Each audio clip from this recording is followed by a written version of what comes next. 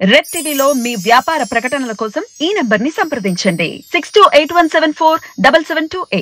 Sir ఇటు లోకేష్ గారు మంగళగిరిలో లోకేష్ గారిని ఎలాగైనా ఓడించడానికి 500 కోట్లు ఉంచారు, దాచిపెట్టారు, ఖర్చు చేస్తారు అని చెప్పేసి బుద్ధా వెంకన్న గారు ఆరోపించడం చూస్తున్నాం.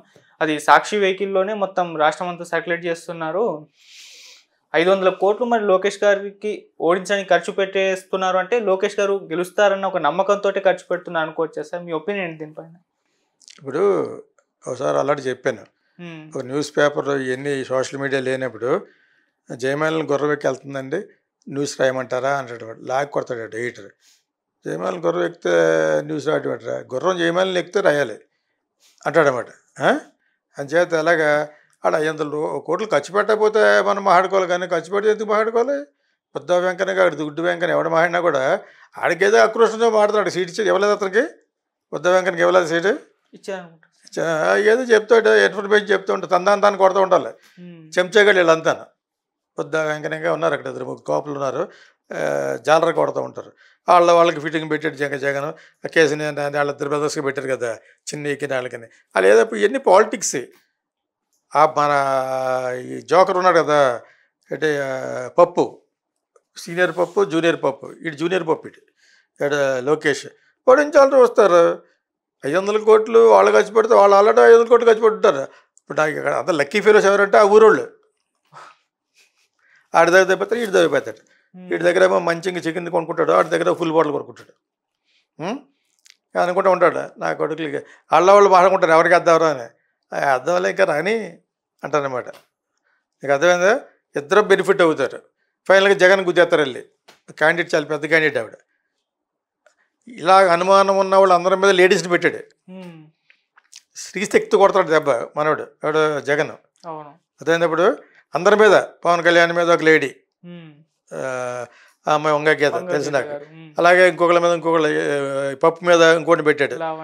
500 కోట్లు జగన్ ఖర్చు పెట్టబెట్టి నువ్వు ఖర్చు పెట్టవా? నువ్వు శ్రేష్ఠవా? నోట్లు వేలు పెట్టుకున్నావు నువ్వు కదా. చంద్రబాబు నాయుడు అతను ఖర్చు పెట్టారు వాళ్ళ అబ్బాయి రావడానికి. వాళ్ళ 500 ఖర్చు పెడితే ఇటు 1000 కోట్లు ఖర్చు పెడతాడు. ఖర్చు పెట్టకపోతే న్యూస్, ఖర్చు పెడితే న్యూస్ ఏముంది, ఖర్చు పెడతారు. అది బుద్ధా వెంకన్న చెప్పిస్తాడు. బుద్ధా వెంకన్న పెద్ద సైంటిస్టా, పెద్ద మేధావా? నేను చెప్తాను, అది ఖర్చు పెట్టాలి, పెడతారు. పవన్ కళ్యాణ్ మీదకి పెడతాడు. ఇప్పుడు పెట్టినా కూడా పవన్ కళ్యాణ్కి పిఠాపురంలో కొంచెం ఎదుగు ఛాన్స్ అంటే ఫిల్మ్ క్రేజ్ ఒకటి, సింపతి ఒకటి, కాపులు ఎక్కువ మంది ఉన్నారు. ఆ అమ్మాయి కాపే, ఒగ్గాకితే కాపే. అదేవిధంగా ఇక్కడ అలా కాదు, ఇక్కడ ఎస్ఎల్ని పెట్టాడు ఎవరి పప్పు మీద, మనోడి మీద, లోకేష్ మీద. అంత ఈజీ కాదు. అమ్మాయి చదువుకుంది, ప్లస్ బీసీయూ ఆ టైప్లో పెట్టాడు. సేమ్ క్యాస్ట్ని పెట్టలేదు అక్కడ. జగన్ స్ట్రాటజీయే కరెక్ట్. మళ్ళీ ఓడించేస్తారు అక్కడ. మీకు అర్థమైందా? జగన్ బాగా డబ్బులు ఖర్చు పెడితే ఎక్కడ కుప్పంలో ఖర్చు పెడతాడు. మంగళగిరి, పిఠాపురం ఇవన్నీ బాగా ఖర్చు పెడతారు. ఖర్చు పెట్టి వాళ్ళందరినీ ఓడిస్తాడు. ఓడించడానికి మ్యాక్సిమం ట్రై చేస్తారు. అర్థమైనప్పుడు దానికి డెఫినెట్గా చోద్యం చూస్తూ ఉంటాడు మన ప్రైమ్ మినిస్టర్ గారు. జగన్కి ఎక్కువ వస్తేనే డైరెక్ట్గా గుద్దేస్తాడు. ఈ పక్కన కూడా పెట్టారు కదా, కూటమిలో కలిశారు. ఎవరు గెలిచినా వాళ్ళకి సీట్లు. వాళ్ళ స్ట్రాటజీ గొప్పది కదా. అలాగే వేసారు. ఇక్కడ ఒక్క పెర్సన్ లేదు వాడికి, ఒక్క సీటు, అర సీటు కూడా రాదు వాళ్ళకి. నీకు అర్థమైందా? ఇప్పుడు ఈ కూటమిలో కలిసి వాళ్ళు ఎవరు లేక, కూటమి అంటే ఏంటి? బీజేపీ నిలబడిన చోట మీరు ఎవరు నిలబడకూడదు. ఇంకా ఈ ముగ్గురు కలిసి డిసైడ్ చేసిన 7 సీట్లు బీజేపీకి ఇచ్చారంటే అర్థం ఏంటి? బీజేపీకి బాగా వేసి అని, బీజేపీకి వేయమని వాళ్ళు వేయరు, జగన్ వేస్తారు మళ్ళీ. ఆ విషయం వాళ్ళకి తెలుసు. మీకు అర్థమైందా? వాళ్ళకి వేయరు, ఫైనల్గా జగన్ వేస్తారన్న సంగతి బీజేపీకి తెలుసు. బీజేపీ వాళ్ళు ఇక్కడున్న లోకల్ బీజేపీ కౌన్కిక్స్గా ఉంటారు కదా, చిన్న వాళ్ళు, వాళ్ళు ఎప్పుడో కవర్ చేశాడు. ఒక ఎన్టీ రామారావు గారు అమ్మాయి తప్పితే అందరినీ కవర్ చేశాడు. ఆవిడ వాళ్ళే ఏమవుతుంది పాపం. షీఈ్ అ గుడ్ లేడీ అంతే. వాళ్ళ ఫ్యామిలీలో చదువుకున్నది, వాళ్ళ మామగారు టైప్ కూడా, మామగారు సైడ్ నుంచి కూడా she from a good family, big family. అంతే తప్పితే పెద్ద ఓట్ బ్యాంక్ ఉన్న ఇది కాదు ఆవిడ. ఆవిడ ఓడిచ్చేస్తారు. ఎన్ని ఓడిపోయి సీట్లు ఎన్ని అర్థమైంది. ఇప్పుడు జగన్కి తెలుసు ఆ విషయం, పిఎం గారు తెలుసు. ఇంకా నష్టం ఎవరికంటే చంద్రబాబు నాయుడు అనుకుంటారు. కాదు, చంద్రబాబు నాయుడు లాస్ట్ 23 వచ్చినాయి కదా, ఇంకొక 23 వస్తాయి ఇప్పుడు, ఇంకా ఇంత చేస్తేనే. నాకు అర్థమైందా? వెనకాల జగన్ ఉన్నాడు కదా, వచ్చి దూసుకుంటూ వచ్చి ఖర్చు పెడుతూ ఉంటాడు. వాళ్ళు ఖర్చు పెడతారు. They are the ruling party, you must understand that. న్యాయంగా వేయమంటే ఎవడికి ఇక్కడ అన్యాయంగానే జరుగుతాయి అంటే రేపొద్దుట. చాలా ఇంట్రెస్టింగ్గా ఉంటుంది అది. మిగతా అన్ని స్టేట్ల కంటే ఇది చాలా ఇంట్రెస్టింగ్గా ఉంటుంది. ఆంధ్ర, తెలంగాణ కాదు, తెలంగాణలో 3 సమానంగా ఉన్నాయి, బీఆర్ఎస్, కాంగ్రెస్, బీజేపీ. సో ఇక్కడ పర్లేదు. ఆంధ్రాలో మటుకు చాలా తమాషాగా జరుగుతూ ఉంటాయి. ఈ పక్కన ఈ మధ్య పానకంలో పుడకలాగా ఈడొకడు ఆర్ఆర్ఆర్ ఎక్కడ నిలబడతాడో ఆడికి అర్థం లేదు. ఆడుకుంటున్నాడు ఆడు చేత అతని యొక్క సీటు జగన్. మళ్ళీ ఏదో 2-3 చోట్ల ఇద్దామని చెప్పేసి ఎమ్మెల్యేగా నిలబడి పెట్టి చెప్తున్నారు. అక్కడ ఆల్రెడీ ఇచ్చారు సీట్లు. మీకు అర్థమైందా? ఎక్కడ ఎవరిని తెప్పిస్తే ఎక్కడ యాంటీ అయిపోతారు, సీట్ రాకపోతే యాంటీ అయిపోతారు వాళ్ళు, అంతే కదా.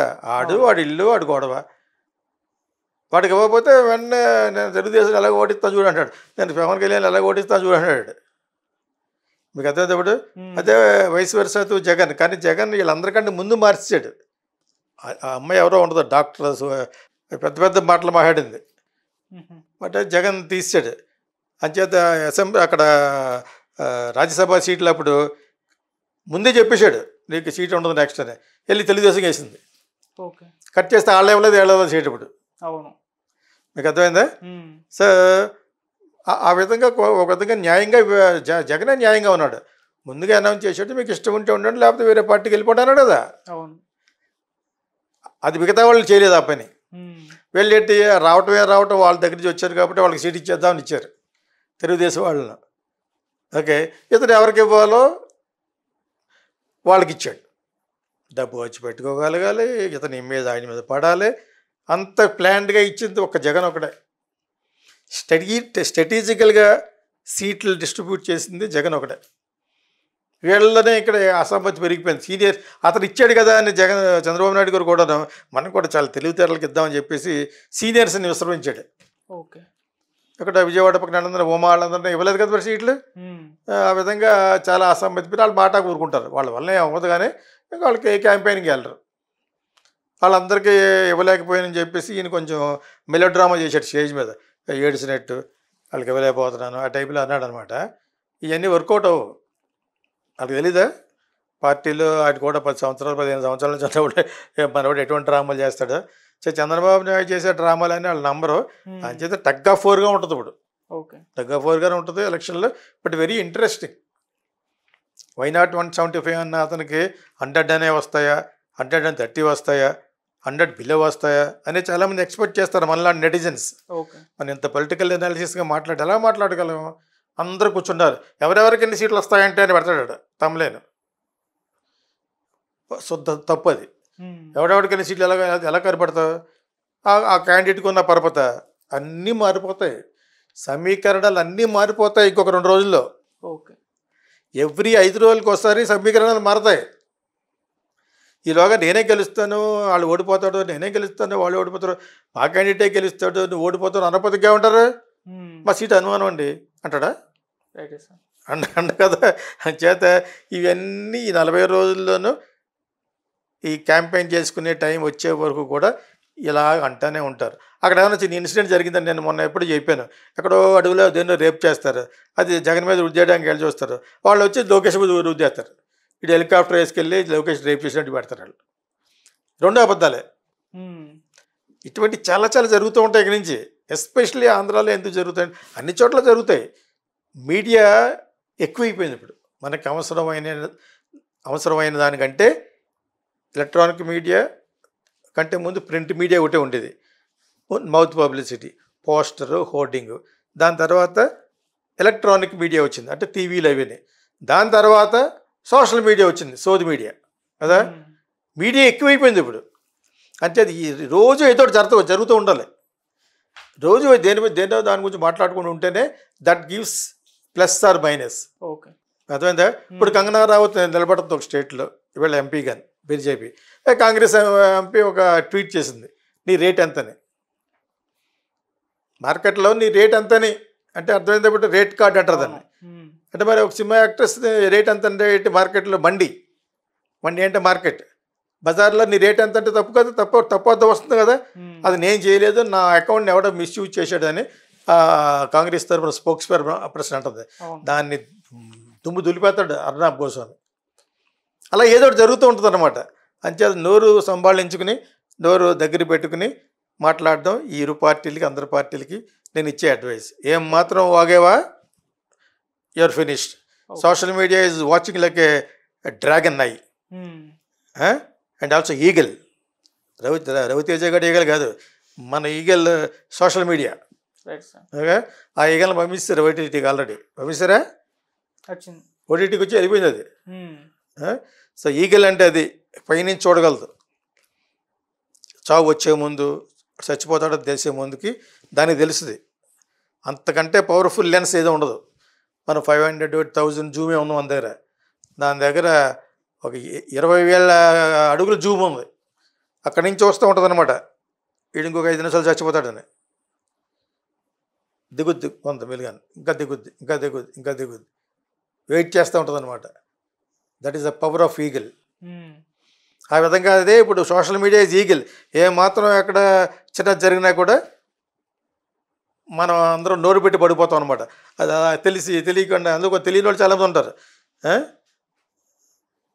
ఈ సందర్భంగా తప్పులు నేను మాట్లాడుతూ ఉన్నప్పుడు కొంతమంది కరెక్ట్ చేశారు. మనీ లాండరింగ్ కాదు, ఇంక్లూడింగ్ ఆల్ టీవీ స్టేషన్లు కూడా అండ్ టీవీ అందరూ నైట్ టీవీ నేను లాండరింగ్ కాదు, మనీ లాండరింగ్ అనాలి దయచేసి. అదేందా నువ్వైనా కూడా లాండరింగ్ అనక మనీ లాండరింగ్. ఓకేనా?